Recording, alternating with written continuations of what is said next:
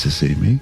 Hot take. This isn't bad CGI. Most people see MODOK from Ant-Man Quantumania and think, he looks bad, he's CGI, he must be bad CGI, but it's not that simple. CGI is not the problem with MODOK, and I know this because they made a physical prop to have on set, and it still looks really weird.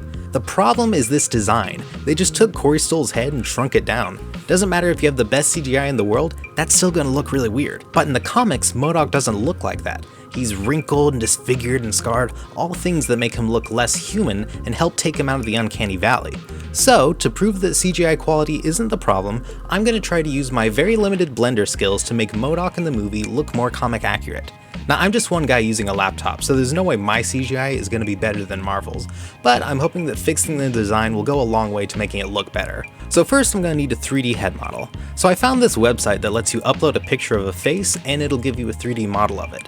So I put in a picture of Corey Stoll. Now this website only makes a front shell of the face, but that's perfect for this project since that's the only part of the head I need. So I squeezed it down and here's where I have the original design. I used proportional editing to make his proportions closer to the comics. Then I used sculpting to add some wrinkles and details. Now I want to add some really small fine details, but I also didn't want my computer to explode, so I kinda cheated them. I went into texture painting and just drew them on. Then I plugged that into a bump node with a very low strength.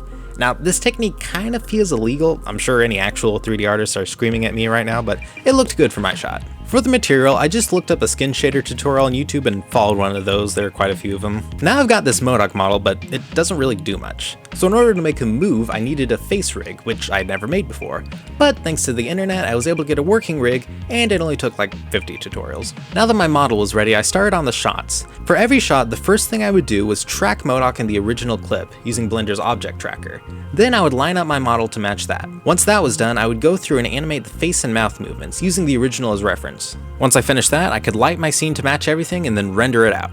Now normally I have no patience for rendering, but in the newest versions of Blender they added ray tracing to Eevee, which made it way more realistic. So I was able to render everything with Eevee, and it only took about 20 to 30 seconds per frame, which is not bad for my laptop. Once I had everything rendered, I could hop into Fusion, which is my compositor of choice. The compositing for this wasn't actually too hard. I didn't have to worry too much about blending the edges, since the lines of his mask make a good seam to hide the edges. So I cut that out and did some color matching to make the face look more integrated. I also added some drop shadows to make it look like the mask is blocking light on his face. Then I went through the same process for all the other shots until I had this result. Enjoy.